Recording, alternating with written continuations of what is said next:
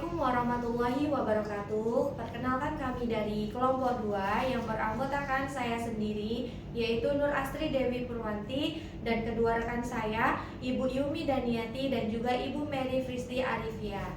Di sini dalam proses coaching saya bertugas sebagai observer dan rekan saya Ibu Yumi Daniati bertugas sebagai coach dan Ibu Mary sebagai coachee.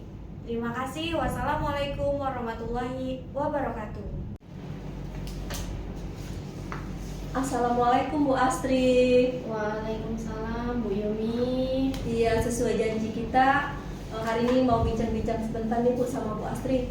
Oke, baik Bu Yumi. Sesuai janji ya. Iya. Dengan alur tirta Bu Yumi akan bertemu dengan coachee hari Iya, ini benar. dan saya akan menjadi pengamatnya Bu. Iya, baik Bu. Jadi nanti kita akan memakai 4 kriteria ya Bu ya, dari cukup, cukup baik, baik dan sangat baik. Ini menurut Bu Yumi nih, kompetensi Iya. apa yang akan Ibu Yumi kembangkan dalam coaching kali ini? Iya Ibu, di sini pada coaching kali ini yang akan saya lakukan adalah memberikan kehadiran penuh, mendengarkan dengan aktif, dan menggunakan pertanyaan berbobot Ibu. Oke, dari ketiga kompetensi tersebut nih Bu Yumi, Iya. mana kompetensi yang akan Ibu terapkan? Saya akan memberikan pertanyaan berbobot Bu ya, dan mendengarkan dengan aktif Ibu. Jadi nantinya saya bisa menggali potensi dari coachee saya tersebut Ibu. Oke, baik Bu Yumi. Jadi semua sudah saya catat ya Bu ya, untuk mengetahui dan mencapai apa yang diharapkan dalam pengembangan kompetensi coaching yang akan dilaksanakan kapan Bu Yumi kira-kira? Kebetulan Bu ya, hari ini saya sudah membuat janji dengan coachee saya Ibu. Oke, baik Bu Yumi. Jadi nanti saya akan menyampaikan kecapaian potensinya dalam pelaksanaan coaching ya Bu ya. Baik Ibu, terima kasih Ibu. Baik, sama-sama Bu Yumi. Terima kasih kembali. Assalamualaikum. Assalamualaikum warahmatullahi wabarakatuh. Assalamualaikum Bu Mary. Waalaikumsalam Bu Yumi. Bagaimana kabarnya hari ini? Alhamdulillah Bu, walau sedikit galau tapi ya alhamdulillah luar biasa Bu Yumi. Iya, alhamdulillah sehat ya. Ya Bu Yumi, boleh nggak saya minta waktunya sebentar nih Bu Yumi? Dengan senang hati Bu Mary. Oke, saya mau bercerita nih Bu tentang Boleh. kegalauan yang saya alami tadi Bu Yumi. Boleh ya? Boleh, boleh. Oke ya. Oke, begini Bu Yumi, akhir-akhir ini nih apa ya?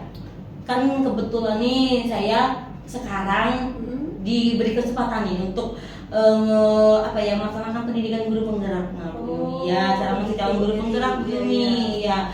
Jadi agak sedikit kaget sebenarnya Bu Yumi ya dengan segala macam tugas dan lain sebagainya. Nah, hal itu tuh membuat saya sedikit keteteran Bu Yumi. Nah, mengejar tugas-tugas lain itu kan kita sebagai guru kan, kemudian untuk menghandle tugas yang ada di LMS di KGP itu sangat luar biasa Bu Yumi, seperti itu Bu Yumi. Oh begitu Bu Mary ya. Iya Bu Yumi. Jadi sekarang Bu Mary sedang mengikuti pendidikan calon guru penggerak nih. Iya betul. Menurut Bu Mary, Iya Bu.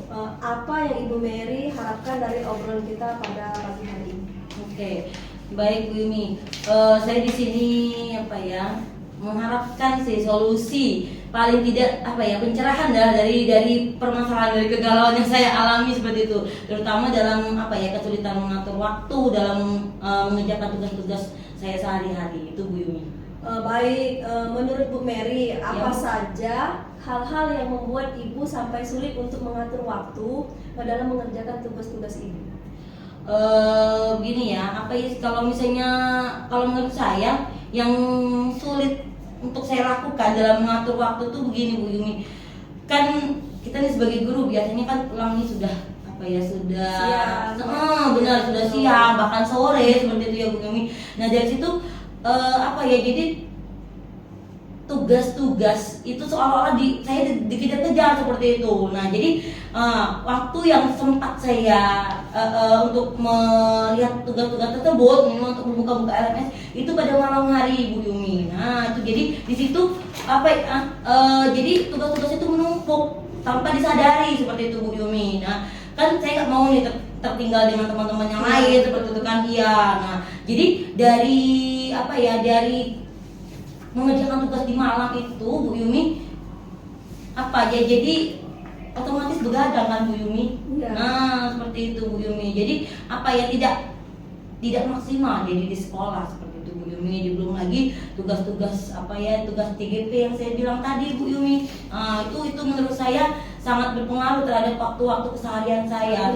Iya, betul. Belum lagi kegiatan-kegiatan yang sifatnya pribadi, seperti tidak dipungkiri ya, Bu Yumi. Iya. Memang kita harus profesional sebagai guru dan sebagai calon guru penggerak. Tapi disitulah mungkin saya belum bisa mengatur waktu seperti itu, Bu Yumi, untuk melakukan tugas-tugas yang saya akan kerjakan tadi itu, Bu Yumi. Oh begitu, Bu Mary. Iya, Bu. Di sini tadi Bu Mary menjelaskan ada 3 hal ya yang menyebabkan Bu Mary kesulitan dalam mengatur waktu. Yang Iya. pertama tadi tugas pokok Ibu sebagai seorang guru ya, Iya, tentunya betul. yang di sekolah itu banyak, Bu ya. Mhm. Kemudian juga tugas-tugas CGP, Bu ya, yang Iya. menyita waktu ya. Iya. Belum lagi kegiatan pribadi Ibu Iya. sebagai ibu rumah tangga seperti Iya, itu ya. betul. Nah, dari banyaknya kegiatan tersebut nih, Bu Mary, menurut Ibu Mary, kegiatan yang mana yang paling menyita waktu Bu Mary sehingga Bu Mary dari sebelumnya tidak pernah begadang sekarang bergadang seperti itu? Iya, betul, Bu. Kalau menurut saya, Bu ya itu tadi, karena kita belum terbiasa, terutama saya belum terbiasa. Itu tadi saya bilang sedikit agak kaget dengan kegiatan-kegiatan di CGP ini, Bu, yang luar biasa. Ilmunya juga luar biasa, orang-orangnya juga luar biasa hebat, Bu. Nah, jadi di situ saya merasa gimana ya? Ini nih rekan-rekan hebat nih. Nah, jadi dikejar-kejar seperti itu. Nah, tugas ini belum lagi tugas-tugas kita di sekolah seperti itu. Nah, tipikal saya seperti ini, Bu. Kalau misalnya belum waktu mepet, kalau teman bilang ayo dikerjakan, ayo. Nah, baru seperti itu, Bu Yumi. Kalau zaman kita dulu itu namanya ada istilah SKS di sistem betul, sistem kebut semalam. Nah, jadi hal itu yang menyebabkan itu saya bisa berjam-jam di depan laptop seperti itu, begadang. Nah, Bu Yumi, dikerjakan. Jadi kalau nggak dikerjakan, kerjaan akan semakin menumpuk ya, kita tertinggal dengan teman-teman yang lain seperti itu. Nah, sehingga itu tadi akibatnya malam hari yang tadinya biasanya target, misalnya nih kita mau mengerjakan habis isak seperti itu ya, Bu ya. Targetnya biasanya sampai, kalau saya menargetkan itu sampai jam 10 lah atau sampai jam 11. Nanti tidak terasa, Bu ini tiba-tiba betul, sudah pukul 1 bahkan pukul 2, paling lama itu pukul jam 12 itu baru bisa istirahat seperti itu, Bu Yumi. Nah, jadi keesokan harinya ya, Bu Yumi ya, saya ngantuk, capek, lelah, dan efeknya itu ke anak-anak terus terang, Bu Yumi. Jadi emosi saya juga nggak terkontrol seperti itu, Bu Yumi. Iya, jadi semua tugas yang saya kerjakan itu terkesan diburu-buru seperti itu, Bu Yumi. Oh begitu, Bu Mary. Iya, Bu. Jadi akhir-akhir ini Bu Mary tidurnya tidak teratur ya, Iya. menjadi sering bergadang untuk Iya. mengerjakan tugas-tugas CGP yang ada di RRS. Iya, Bu. Sehingga itu tadi di siang hari di kelas saya ngantuk. Yang otomatis pekerjaan yang lain juga pasti terpengaruh kan, Bu ya. Iya, seperti itu, Bu. Iya, jadi selain mengantuk nih Bu Mary, apalagi dampak yang Ibu rasakan dari seringnya Ibu bergadang dan mengerjakan tugas-tugas di RRS-nya? Bu ya? Kalau dampak selain kalau kita bilang korban perasaan, Bu ya, emosi. Selain itu juga yang saya rasakan mungkin dampak kesehatan, Bu Yuni.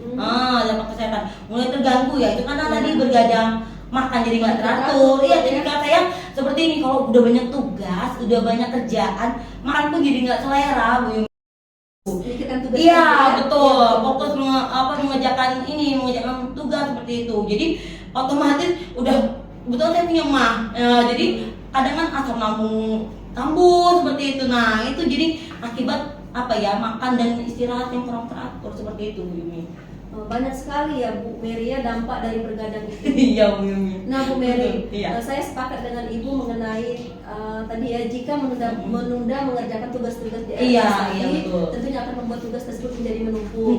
Lalu menurut Bu Mary nih, untuk mengatasi hal tersebut agar tidak terjadi Bu ya, apa rencana yang harus Ibu lakukan ke depannya agar tidak bergadang lagi dalam mengerjakan tugas RS-nya? Oke Bu, saya coba jawab Bu ya. Iya, apa kira-kira? Menurut saya Bu, mungkin ya, kan tadi yang sudah saya ceritakan Bu, sempatnya itu malam gitu kan, karena mungkin itu tadi apa ya, Mbak, nantilah gitu kan, mungkin sempatnya juga malam. Mungkin Bu, ini rencana saya ya, bisa gini Bu, kan kalau di LMS terutama tugas JGP ini Bu ya, taruhlah kalau misalnya untuk tugas di sekolah kita sudah ada ketentuan seperti itu kan, sudah ada peraturan seperti itu. Nah mungkin kalau untuk tugas-tugas yang di JGP itu bisalah saya handle pada siang hari atau pada jam istirahat di sekolah. Kan kalau di LMS itu kan Bu ya, ada materi-materi atau video tentang materi itu yang bisa kita tonton atau kita baca itu di waktu senggang seperti itu. Jadi pada saat sebenarnya seperti itu Bu Yumi. Jadi pada saat mengerjakan tugas itu otomatis kita nggak nanya-nanya ini gimana ya mengerjakannya, ini seperti apa formatnya, konsepnya seperti apa. Nah kalau kita sudah baca konsepnya, mungkin ya kalau misalnya pada waktu-waktu senggang siang hari, karena banyak sekali Bu Yumi terus terang materinya seperti itu. Nah itu yang buat kadangan saya, aduh nanti gitu. Nah tapi rencana saya itu Bu Yumi, akan saya usahakan ya Bu Yumi ya, belajar itu pada pulang sekolah ya sempatnya lah, paling tidak 30 menit atau 1 jam untuk membuka LMS. Kemudian nanti dilanjut malam hari, jadi otomatis jam kerja di malam hari itu berkurang. Mungkin nanti jadi istirahatnya bisa bertambah seperti itu, jangan begadang lagi. Nah itu rencana saya Bu Yumi. Benar sekali Bu Mary ya. Bu Mary bisa mengerjakan tugas-tugasnya yang ada di RMS tadi saat waktu senggang Ibu di siang hari. Dengan begitu, apakah tugas Bu Mary sebagai guru dapat berjalan dengan maksimal Bu? Kalau itu saya nggak bisa janji Bu ya, tapi ya insya Allah saya pasti bisa Bu. Kan karena dengan mengurangi waktu kerja yang saya bilang tadi Bu ya, malam harinya jadi berkurang untuk mengerjakan tugas, bertambah waktu untuk istirahat kan seperti itu, sehingga keesokan harinya itu bisa lebih fresh, bisa lebih segar. Jadi pekerjaan yang lain juga tidak terganggu seperti itu, emosi bisa terkontrol. Nah otomatis ya itu tadi Bu, manajemen diri saya yang bisa mungkin nanti akan saya atur lebih baik lagi. Bagus sekali rencana Bu Mary ya. Kira-kira nih Bu Mary, kapan rencana baik itu akan Ibu lakukan? Secepatnya Bu.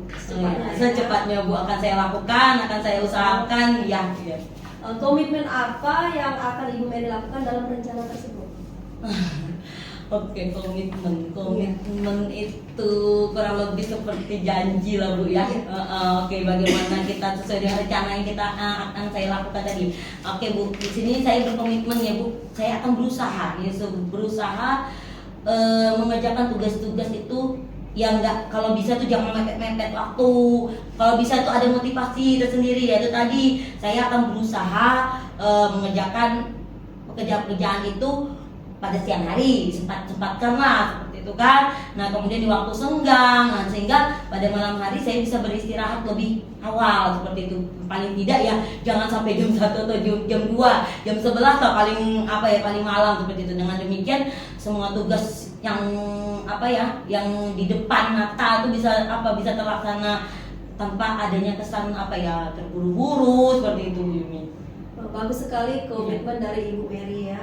Tetap semangat Bu ya. Iya Ibu. Semoga rencana baik Bu Mary dapat berjalan dengan lancar dan nantinya saya menunggu kelanjutannya Bu ya. Oke ya Bu, insya Allah Bu. Oke, terima kasih ya Bu Yumi sudah yang mendengarkan sharing saya hari ini. Mudah-mudahan kita semua bisa melaksanakan tugas dan tanggung jawab lebih baik sebagai guru, terutama saya sebagai guru dan sebagai calon guru penggerak Bu Yumi. Terima kasih ya Bu Yumi. Iya Bu Mary, semangat Bu Mary ya. Iya Bu Yumi. Oke, assalamualaikum Bu Yumi. Waalaikumsalam. Assalamualaikum Bu Yumi. Waalaikumsalam Bu Astrid. Oke, tadi sudah melakukan coaching ya Bu ya? Iya benar Bu. Iya, saya akan menanyakan nih beberapa pertanyaan pertanyaan. Boleh nggak Bu Yumi? Ya, boleh Bu Astri. Jadi apa yang sudah Ibu Yumi lakukan pada saat melakukan coaching terkait indikator pencapaian yang Ibu inginkan? Oke, tadi saya sudah melaksanakan proses coaching dengan menggunakan alur tirta Bu ya, yaitu dengan alur tujuan, identifikasi, kemudian kemudian melakukan rencana aksi dan tanggung jawab seperti itu. Sehingga dengan alur tersebut bisa membantu saya menemukan permasalahan yang dihadapi oleh coach saya. Oke, baik. Menurut penilaian saya nih Bu ya, tadi proses coaching yang Bu Yumi lakukan ini sudah baik dan sesuai dengan menurut alur tirta ya Bu ya. Kita jadi mengetahui tujuan, masalah, rencana aksi, kemudian terakhir tanggung jawab. Nah, Ibu juga sudah berusaha menggali kompetensi dengan memberikan pertanyaan yang berbobot. Jadi Bu Yumi tadi bisa menemukan solusi dari permasalahan coachingnya. Siapa tadi Bu? Ibu Mary. Ya, permasalahan coaching dari Bu Mary. Nah, pertanyaan terakhir nih Bu Yumi, Ya. kompetensi apalagi yang ingin Ibu kembangkan dalam berdasarkan hasil dari coaching yang Ibu lakukan tadi? Baik Bu Astri, ya di sini kompetensi yang ingin saya kembangkan lagi adalah bagaimana saya lebih memahami proses alur tirta Bu agar bisa mengcoaching kembali agar lebih baik begitu Bu Astri. Oke, baiklah Bu Yumi. Jadi demikian ya Bu hasil observasi kita kali ini. Semoga kompetensi coaching Ibu semakin berkembang sehingga dapat membantu coaching menemukan solusi dari permasalahannya. Oke, siap Ibu Astri. Terima kasih Bu Astri. Semoga nanti kita bertemu kembali, saya bisa lebih baik lagi ya Bu Astri ya. Iya, terima kasih kembali Bu Yumi. Assalamualaikum. Waalaikumsalam Bu Astri.